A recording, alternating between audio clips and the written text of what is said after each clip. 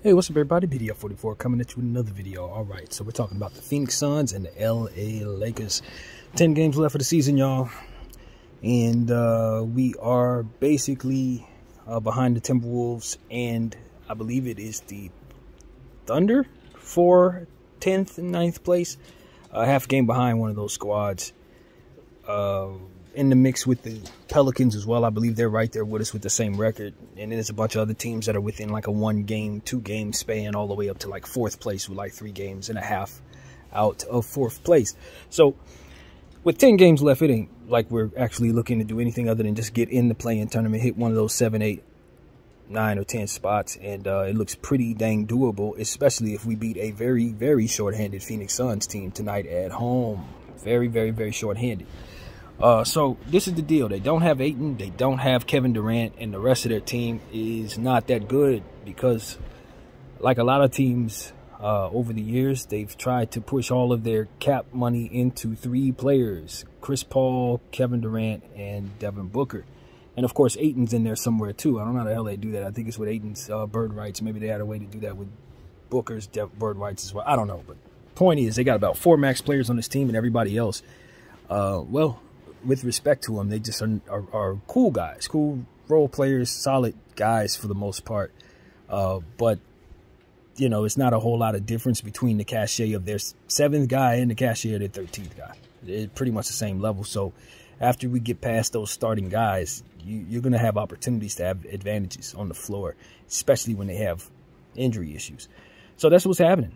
Without those players that, you know, really make up a great deal of what they do, it's going to be incumbent upon Devin Booker and others, Chris Paul, to make up the difference in scoring. And the problem is, from what I've read, and I've read a lot about the Phoenix Suns over the last 20 minutes, just little, you know, excerpts and different articles. And what I've been reading is basically, because their bench has struggled, it's hard for them to kind of come by consistent offensive games, you know. They're a good offensive team when they're all together, a very good offensive team. But when they're missing pieces, it's kind of hard to run that offense. So these are 2 pieces that they can't afford to not have down there. And Kevin Durant and DeAndre Ayton. That's a lot of size, obviously a lot of scoring, some defense, obviously. Various different things that those, you know, superstar talents bring to the table that we just don't have to worry about tonight. And so that's an amazing thing, given the fact that other teams are getting hotter and all that, and we've lost games that we had no business losing, like Dallas and Houston and New York and various other games that we felt we could have won. This one is a game where we probably seen on the calendar and said, oh, we're probably not going to be able to win it. And now when it rolls around, it's the opposite. So we can make up for the Rockets game by running into a shorthanded Suns team and basically beating them like we should have did the Rockets. So that's where it is to me. It's just like a makeup game for the Rockets game. Like, the Rockets were better than they're supposed to be. The Suns are going to be much worse than they're supposed to be. So if we can get this victory, voila, it's almost like we just lost the Suns game instead of the Rockets game. So it's fine, I guess, you know, but we have to get the game. And most importantly, we got to understand that there's no losses that can be accepted at this point. We have to continue to win because, well, quite honestly, everybody else has to win, and they're doing so. We've got OKC getting better, Houston getting better, Golden State starting to find some mojo, stuff like that. It's just happening. And right now, the Phoenix Suns are heading in the wrong direction. We need to take advantage of that. Let's just look at it like this. After you get past Devin Booker, Chris Paul, now you're looking at players like Josh Okogie, Terrence Ross, Damian Lee, Torrey Craig, Cam Payne, to kind of do all the dirty work. Jock Landale, who I always call Londale, but I finally heard his name correctly said, so I can say Landale now. He's good, and he's going to play well tonight. And they're going to lean on him, and he's going to have to play well tonight. I've told you guys that he has fantasy relevance when given full minutes, so I expect for him to have a pretty big game. For his standards, and I'm not sure what those standards necessarily are. I don't come as prepared about Jock Landale, but I do know that he has a set of skills that are going to translate very well without DeAndre Ayton on the floor if we don't guard him with respect, simply put. And Bismack Biyombo, he's going to play well. You know, he's one of those guys who's always stays ready. He's been on this Phoenix Suns team for about 3 or 4 years now, who knows his role. He's a backup center. And at this point, without Ayton down there, you best believe he's going to go out there and do damage. It's going to happen. I don't know if it's going to translate in big stats or not, But rebounds and block shots and dunks are things that you can count on him doing. Offensive rebounds, I expect him to have his imprint on this game tonight. You know, this Phoenix Suns team, as I told you guys in a video that I made yesterday, they are coming off of 4 out of 5 losses. The last game they played was against the OKC Thunder. Devin Booker, I think, had like 47 points, something like that, but they were not able to get a victory despite Chris Paul also having 13 assists and a double-double. They still couldn't get enough from everybody else to make it make sense. We talked a little bit about Wainwright and how I'd seen an IG post where fans were a little bit perturbed about how his offense has been going over the last several games. And just, you know, one of the articles that I read is talked about basically how they want to kind of condense their bench, that they feel like over the last several games, they found some data that helps them understand who they want to play going forward. So Monty Williams expects more continuity from his team starting tonight. So that means they kind of understand who they want to play and who they don't.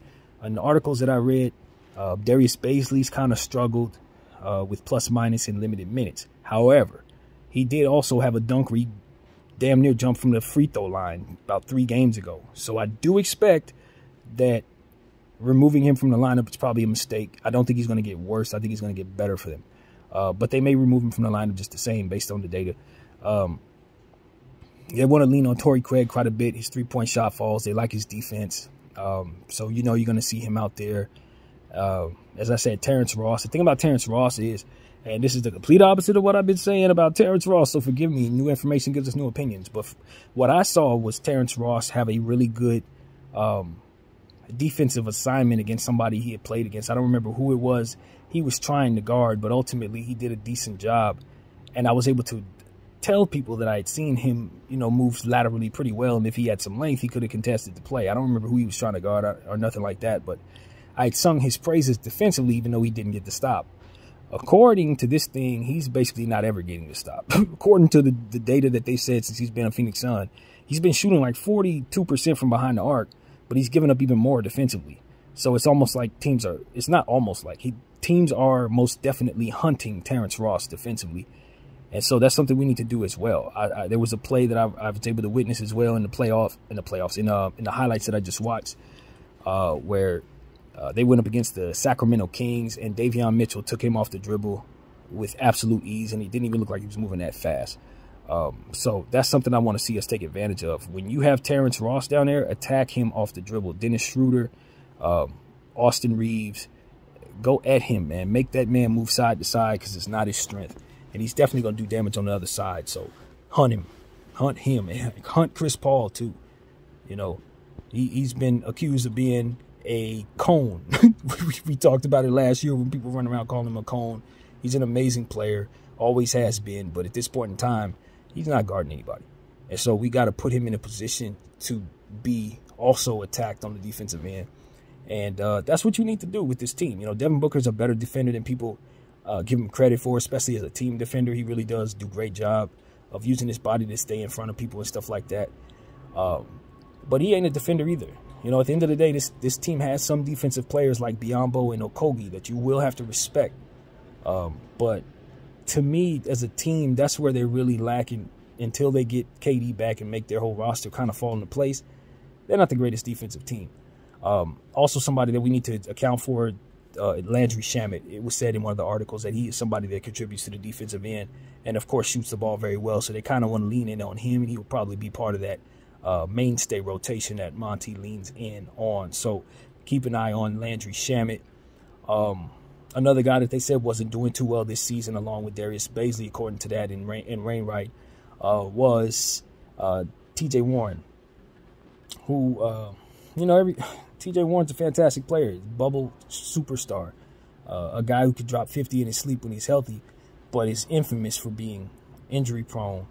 And so he's still not quite where he needs to be to get back on the court. And, you know, at the beginning of the year, it was a running theme because he was one of the main players that the media was trying to sell us on in regards to the Brooklyn Nets being the best thing in the world. And I just knew better, still do. You can't lean on his health, and it's just unfortunate because he's a very lethal offensive weapon.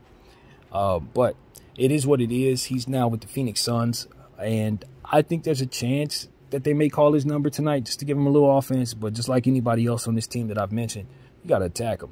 If he's down there trying to, you know, shoot shots on the other end, he needs to be somebody backpedaling and fouling people. And so that's what I expect to see. Another player that they need to lean in on, I'm pretty sure they are, but definitely somebody I trust down there is Damian Lee.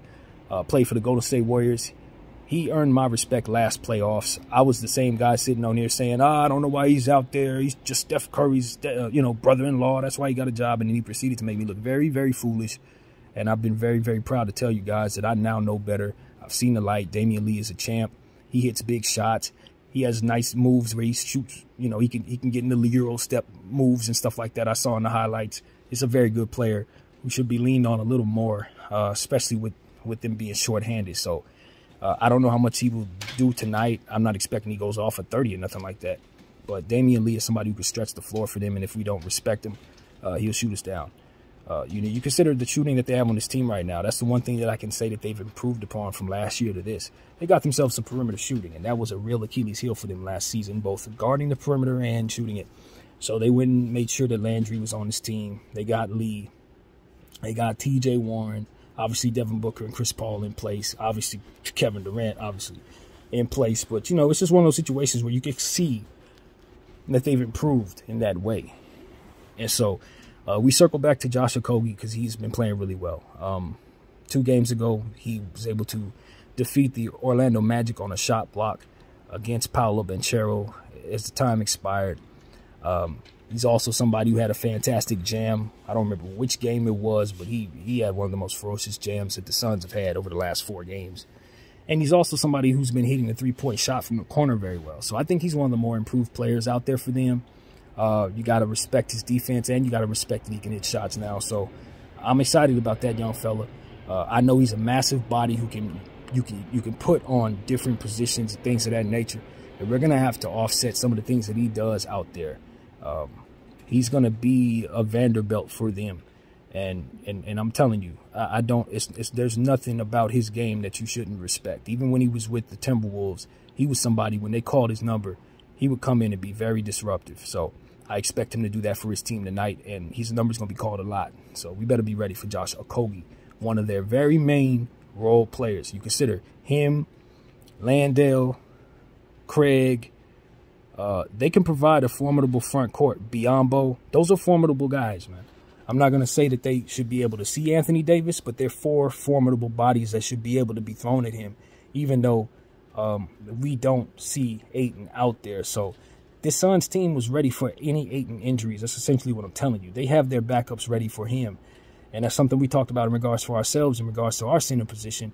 We're still waiting for our team to bring us the center that we need so that we can have comfortable matchups like this, where if they do have issues, you know, staying healthy within the game, we can call our center up and play for us if something goes wrong. But we hope nothing goes wrong, and that's kind of what we're leaning on, is hope when you don't come prepared.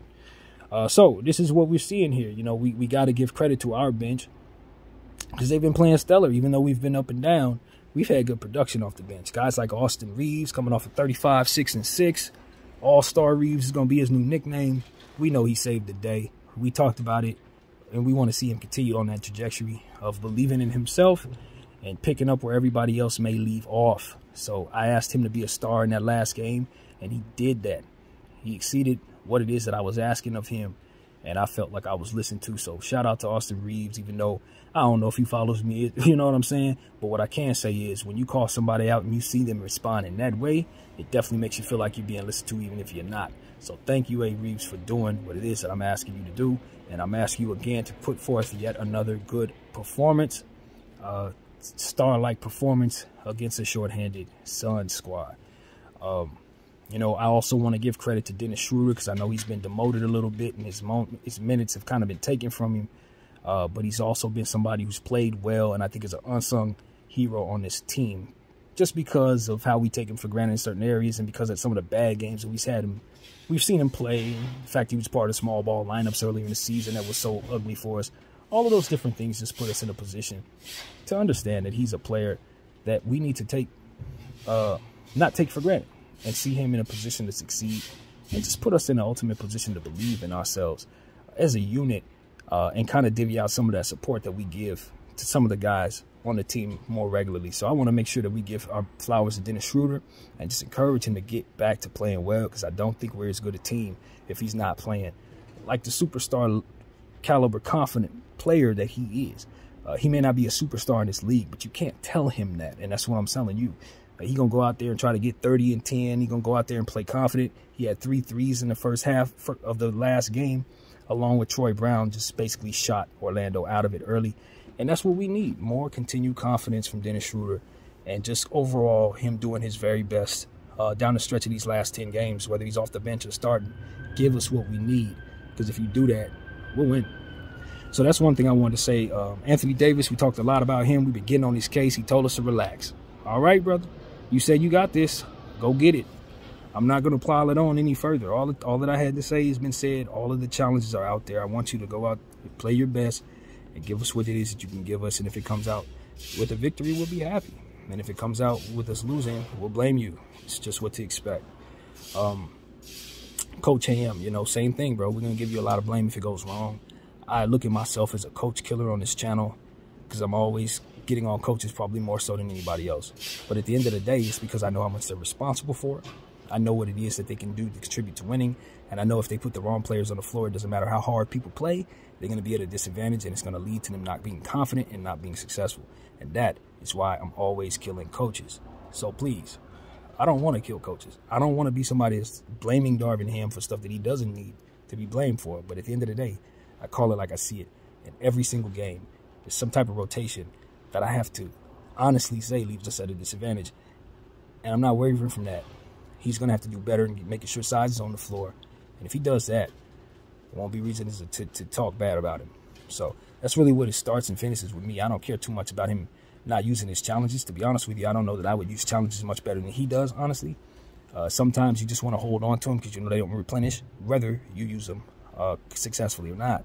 So when to use them, you probably think when the game is most close to the end, or you even want to keep it for overtime potentially sometimes, because you just don't know when you will need it most, and you know you never get it back. So when it comes to those challenges, I think I got more to learn in regards to how best to view how to use them, and so I don't really get on him for that. But nevertheless, it is what it is, man. We got to be able to overcome his mistakes, and we got to be able to overcome potential referee corruption, whatever may come our way over these next 10 games. We have to find a way to be winners at the end of those games, because if we don't, we slip out of the playoffs, and this is all for nothing.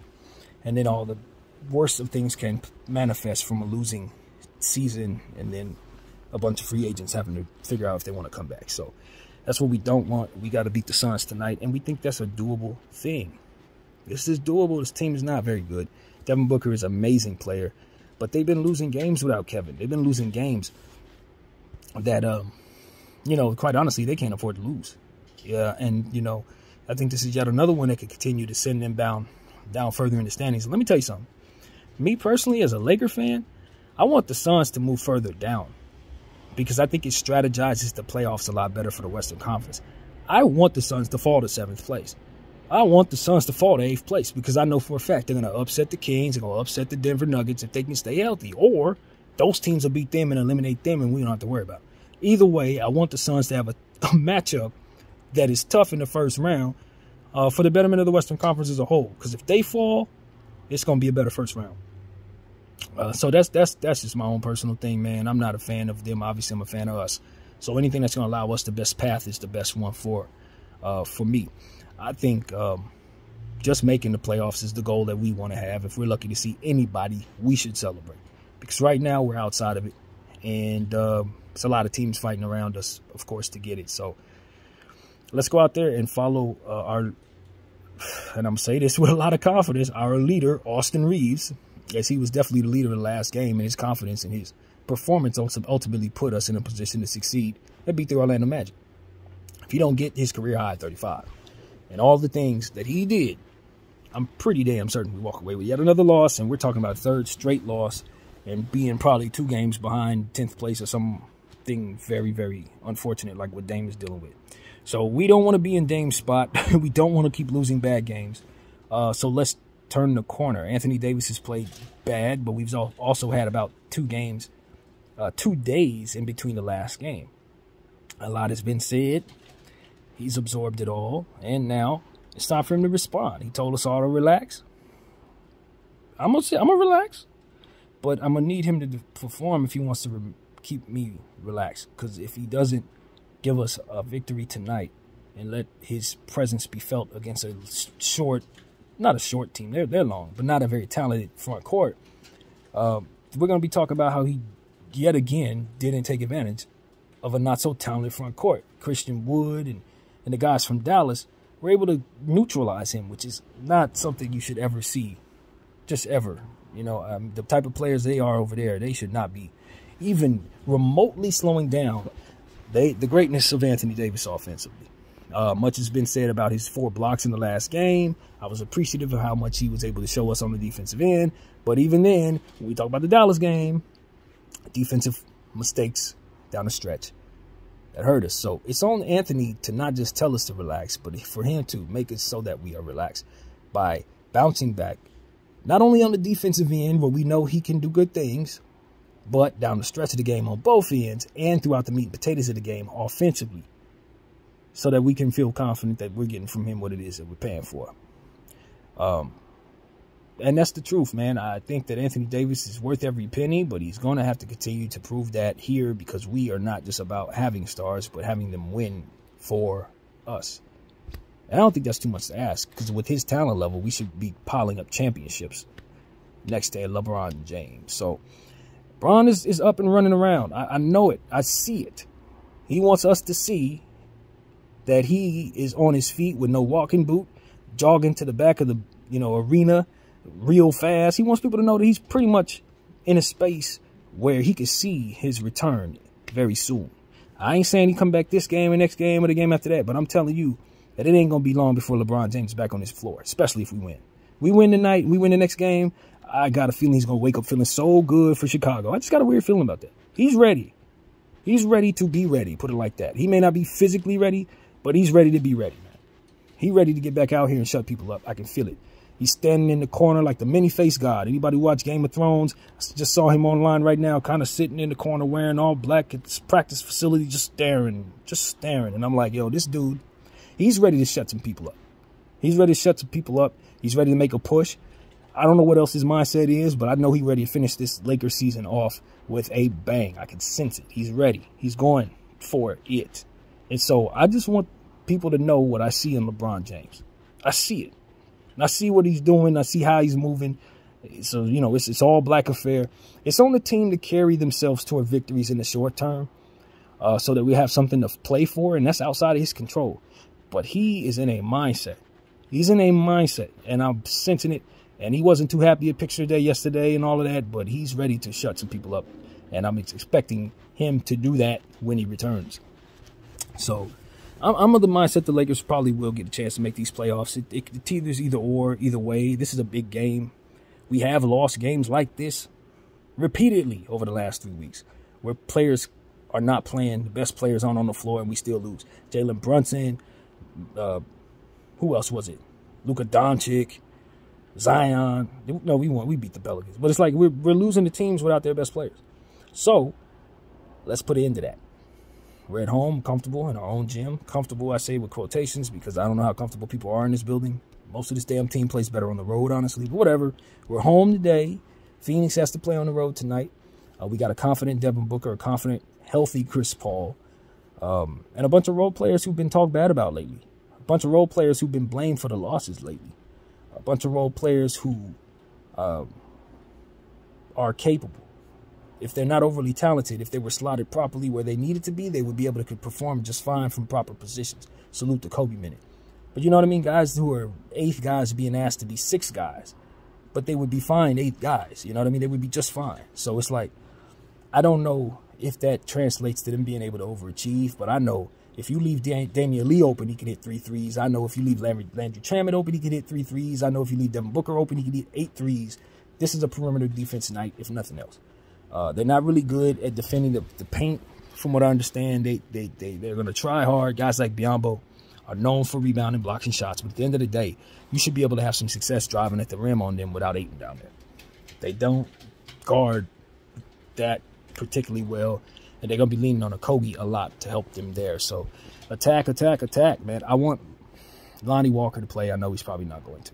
But I want Lonnie Walker to play tonight, man, because this is a game where I think he can really get some things done.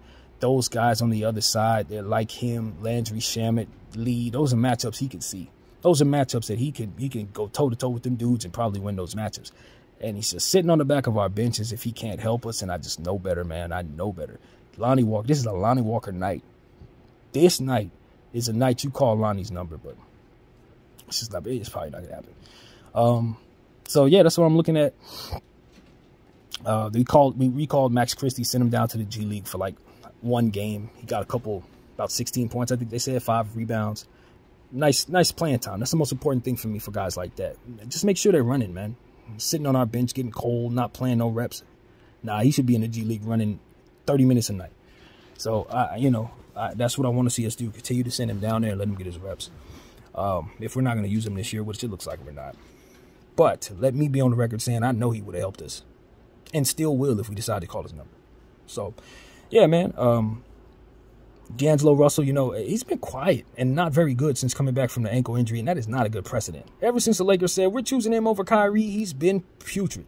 And I want to see him bounce back tonight against the Suns team, who I know a guy like Cam Payne is going to try to hound him. I know a guy like Chris Paul could get in his head, give him a little trouble. But at the end of the day, this is a very, very talented player who we know is better than what he's playing like right now. Hopefully that ankle is 100% healthy, and he can just step back into his confidence. He's obviously doing things to assist the ball, and all of that stuff is really, really, really helpful. But when it comes to D'Lo, I need ice in his veins. We gotta just pick teams apart with your talent, bro. And so be aggressive tonight. Driving at the rim, he's been really good at driving at the rim, getting buckets and hitting contested shots and stuff like that. I want to see him doing more driving at the rim, more of those layups off the glass, man. Stuff like that is really falling for him. The three-point shot is not. So it's okay to get away from that, D'Lo. Work from the inside out and make these people foul you, bro. That's what I want to say, because some of these guards, they ain't going to be able to see him, man. Chris Paul, he can run right past Chris Paul. It should be a good night for D'Lo. Bounce back night. My faith in Malik Beasley is null. I know any moment he can go for 8 threes and blow a game open. Maybe this is that night. But there's also a chance that he's going to go 1 for 7, 4 rebounds, 3 assists as always. And you're going to walk away with him having done that and been on the floor for most of the game. And your score is going to be trash because of it. And that is just what you're going to see. So that's just wait for it. That's what it is. That is the new small ball mischief that we can't seem to get away from. No matter what it is, there's always something to bring us back to that. Now it's Malik. Troy Brown, like I said, he hit 3 threes in the last game. Started off really hot. Was a big part of why Orlando did not get off to a good start. We want to see Troy Brown play well. He's so extremely wildly inconsistent, just like some of the other guys on this team. So what are we getting tonight, Troy? You going to be yourself, a good version of Troy Brown, or are you going to be bad Troy and we play him for 30 minutes and he does basically nothing? So we just don't know. We'll see. He'll let us know. So that's my frustration. It's there, It's like, come on, can we get some consistency out of you dudes? You're better than that. Rui Hachimura, I want to see him play well, but see, that's not a problem. He's been playing well. It's his minutes has been inconsistent. It's his rotational positioning that's kind of been all over the place. If we use Rui right, Rui helps. And so that's what it really comes down to. I've been very happy with Rui Hachimura. In the last several games, he's been contributing. Like I said, I'll say this every game. I want him to use the pass more. Don't be selfish, Rui. That's my only gripe with you, bro. There are certain passes that I want to see you make. And if you do that, you win me over. But most of the time, it's about him getting his shot, getting his rebounds, and that is all he's looking to do. He does those things very well. We just got to see him do more, man. Value other aspects and intangibles of your game, Rui Hachimura. I promise you. I promise you. You fall in love with that pass, and you're going to be very happy with your career. But if you neglect it, like you've been doing, it's going to cap your potential tremendously, brother. So that's what I say to Rui Hachimura. Learn to love to pass. What else, man? Vanderbilt, I like him a lot. There's nothing wrong about Vanderbilt other than how we're using him. If we're not sticking him on Devin Booker for a good 20 minutes tonight, then it's the wrong way to go. That's the only way to use him, man. I don't know what the heck we're doing with Vanderbilt, but his functionality is to put him on them little dudes and make him skin on them. That's it. He is skin on Chris Paul, skin on Devin Booker. That's what he should be tonight. I don't have him out there trying to be weak side help for, Wenyen Gabriel, whatever that. That's a nice position for a regular power forward, but that's not how you get the most out of Vanderbilt. You get the most out of Vanderbilt by finding the fastest, best guy on the other team and making him guard him all night. That's how you use Vanderbilt. So I want to see us do that. And if we do that, we're going to see that kid ascend because that's where he thrives. He's going to take the ball from Devin Booker. He's going to force him into some extremely tough shots. He's going to frustrate him all night if you put him on him. But knowing us, we'll probably just stick Malik Beasley on Devin Booker because that's our shooting guard. And when it doesn't work, we'll run some type of variation of some type of zone in response to that. And drop coverage from there. So 3-point shots will be launched on their end. Lawndale is going to get some dunks and some offensive rebounds. So I want us to keep him and Okogie and Craig off the glass. That's a big part of what we're doing tonight. We did a good job against a very long and tall Orlando Magic team. We beat them on the boards by about 9 boards. I was extremely impressed with that. So there should be no reason we don't come out here and board on this team. They don't necessarily have the pieces to board unless they play them. Wainwright, Craig, Baisley would help with that. But I don't know how many minutes those guys are going to get tonight. So these are the type of things I'm looking at. I'm saying it's all about who they play, Don't be caught off guard if they decide to call a TJ Warren and he goes for 13 points in the first quarter or something like that. You don't expect it, but that is his talent. That is definitely his talent. And anytime he's on somebody's roster, you're at risk for him going for 30 points out of nowhere. So always, always, always be mindful of TJ Warren because he's the guy that you're not looking at that randomly just has a 50-point game and you're like, what the hell just happened? That is his game. That is his game.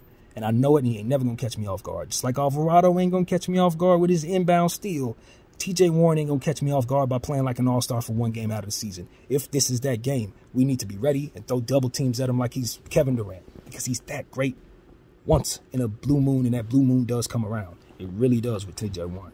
So there's going to be a game before the end of this season, if they play him, where he's going to do that, and we're going to remember that he's TJ Warren.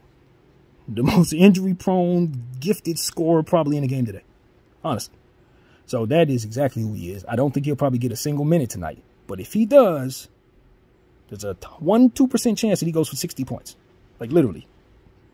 Won't shock me at all. Terrence Ross, exact same thing. He ain't scored 50 in like 7 years, but he did it twice, and I ain't never forgot it. So watch out for players like that who can get hot and stay hot forever. Damian Lee, he has the ability to do that too. I know it. You ain't seen it done. He ain't done it yet. But if he gets hot, it can go up. Certain players on this team, they just have it like that. Landry Shamet, like I said, multiple threes. It's possible. And Devin Booker can score. He can score like anybody that's great. Like honestly. What is his career high? 72 points or something like that against the Celtics. We know how great Devin Booker is as a scorer. And so we don't want to disrespect his talent by throwing garbage at him defensively. We did that a lot this season with respect to our team and the guys who work hard. We just need to respect when the matchup is ridiculous in regards to ourselves throwing players on stars. Do not put Malik Beasley on Devin Booker. That's essentially the gist of the thought. Don't do it. So that is where we're at, man. Like I said, this Phoenix Suns team lost 4 out of 5. They really need to win. Here's the problem with the type of games they've lost. All the teams they lost to are better than us. What does that tell me? That tells me that they're going to be ready for our level. Our level of basketball, they're going to be ready for because they've been playing higher levels of difficulty all leading up to this point and have not been successful. But when they played a team that's a little more like our level, Orlando, they won. It was a close game, but they won. They're losing the bad teams, but playing them hard. So when they run into a team that's like us right now, it could be a situation where they play us very well with a lot of confidence because they know they've been playing against the Kings, the Warriors, the Thunder with Shea. They've been losing those games. The Bucks. These are not games that are just okay games. These are games that prepare you as you get your butt whooped by these guys for guys like us. And so I've seen this all season long where teams have good games leading up to us and then they play us real hard because of it. The level of talent they're used to is better than us, so they're playing us better. This is that. This is exactly that. Be ready for it. So I'm already, I'm on point, man. When it comes to this team, Phoenix, they ain't going to catch me off guard with pretty much anything, man. We're going to be ready for them tonight. Like I said, their centers are better than we expect them to be. Their backups are just fine there. But their bench is kind of, you know, they're scrubs, bro. I'm not going to lie to y'all. They got some scrubs on the back of that bench. Ain't no disrespect. It is what it is. But they have the ability to play hard, but they also have the ability to be exploited. So you just got to exploit them. You know what I mean? We're a more talented overall 12-man team than them. And with Anthony Davis playing like himself, we're definitely a better team than them. They should not win tonight. They're missing too much. They're leaning on players they have no business leaning on. They should not be efficient enough to beat us, a very good defensive Laker team. Even though I think our three-point perimeter defense can be significantly better. I know that, and I've been on record saying that it's trash, and I'm not going to waver from that.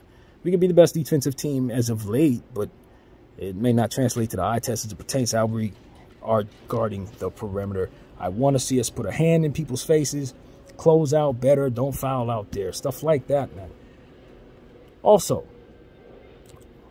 Anthony Davis, man, we're going to need more points from you, bro. I know I started off the video talking about AD, but I'll continue here. I just need to see him score. I know he can help us in so many other areas, but if he's not contributing to the scoring, we're not getting the full Anthony Davis effect. I need 30 points tonight, bro. I really do. I need 30 points, and I need those free throw shots to fall. He missed 3 free throws in the last game, missed 3 free throws in the game before that. These are 3 free throws we really need. Those were really close games. So can we please, overall, as a team, take that free throw line much more seriously in these last 10 games? Yeah, that's the thought, man. Use Rui Hachimura a bit more. 16 minutes from him when he's playing well is just not going to work for us. We got to get him down there and utilize him when he's hot. Malik Beasley has made like 1 out of the last 8 shots, man. And like I said, he's very capable of going off for like 9 threes just the same. I don't want to lean on the possibility of those 9 threes when every single other night he's going 1 for. We got to play the percentages there, man. It's so important. We've talked about it at length. Please go back and watch all the Laker videos I've made over the last 2-3 days. We've talked about Malik Beasley in every one of them. He's the weakest link, and it's not his fault. Shots aren't falling, and he can't help us in other areas. He's too short to guard the people we put in front of him, and he's not talented enough to keep up with them even if he's tall enough defensively. That is just what we have to realize and live with and believe and be okay with and not be in our feelings about as we move him down the depth chart and move players who are playing better up the depth chart. I obviously think that Austin Reaves has earned his starting shooting guard position for this team a long time ago. Like he should have been the starter at the beginning of the season based on what he did last season.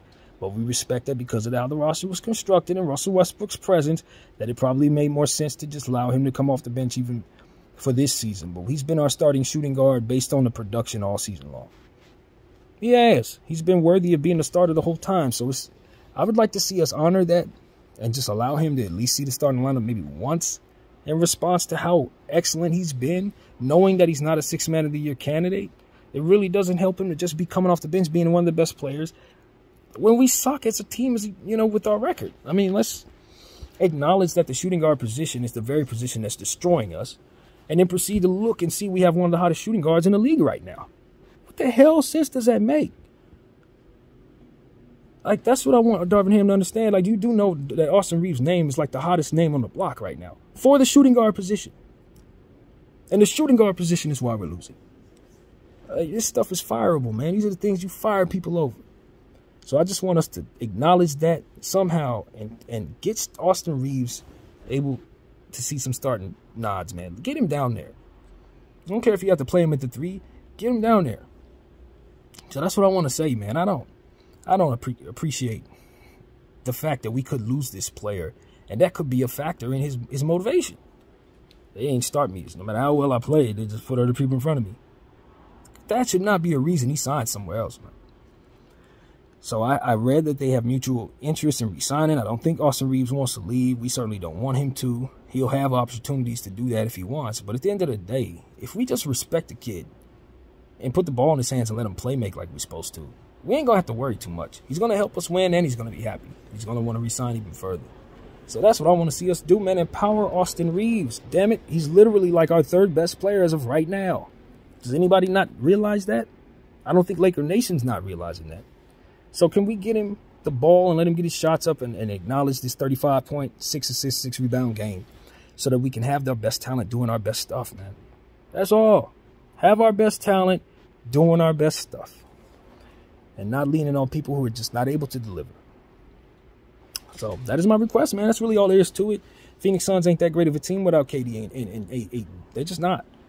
They're below average, and because of it, they're going to lean on some people they don't want to lean on, and because of that, we should have an advantage that should allow them to go home losers. And that is what we deserve, because we are winners. We're the Lakers, and we should not be on the outside looking in just because we made a couple mistakes. And that's what we've done. Not getting a center sooner. Not being better at clock management all season long. Not hitting our free throws that cost us games. Not having that killer instinct that would allow us to finish games off like the Pacer game and the Dallas game and many others. Those are mistakes that we have data for now. We learn those lessons. We lived through those moments, and we're still in a position to make the playoffs. So let's get in there, man. Let's get a victory tonight against a Suns team that should not be able to get us, knowing that we have to get them again after this just the same. There's one more Sun matchup after the one we're playing. So let's send a message to this Phoenix team that regardless of who you got down there, we're taking you seriously, and we're intent on beating you whenever we see you. We haven't beaten this team in a very long time, Lakers. That's what needs to be said. The Suns have gotten us many years in a row, if I'm not mistaken. Maybe 3 years in a row. 4 games every year. So that should motivate us also to make sure that the Suns do not win this basketball game. So, yeah, man, we can't afford to lose anything, obviously, and it's been like that for about 2 weeks. So let's just keep this as a playoff intense matchup, must win, obviously, playoff game 7. It's a game 7. Every game's a game 7 when you're in our position, Lakers. Let's feel that.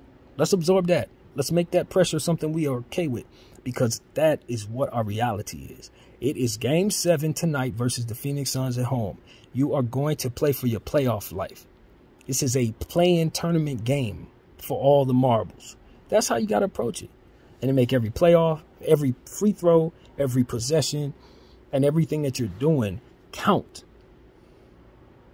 Every shot. No bad shot selections. Guys like Dennis Schroeder, Troy Brown, Malik Beasley, Rui Hachimura, everybody who's known for taking different types of shots, guys who take their own shot. This is not the night to throw a possession away, brothers. Anthony Davis, with some of his further away mid-range jump shots that don't get rebound properly. Get to the elbow and rebound those, please. These are the type of things that I want to see my team do. Offensive rebounding. Keep guys off of the glass, man. Play like this is your life on the line, because it is your playoff life. You got to win. So I don't want to see us leaving any energy. You know, you got to leave it all out there. Is essentially what I'm saying. We can't just take energy with us. Leave it all on the court,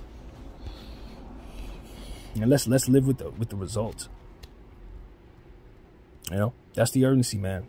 BDF 44. I thank you all for watching.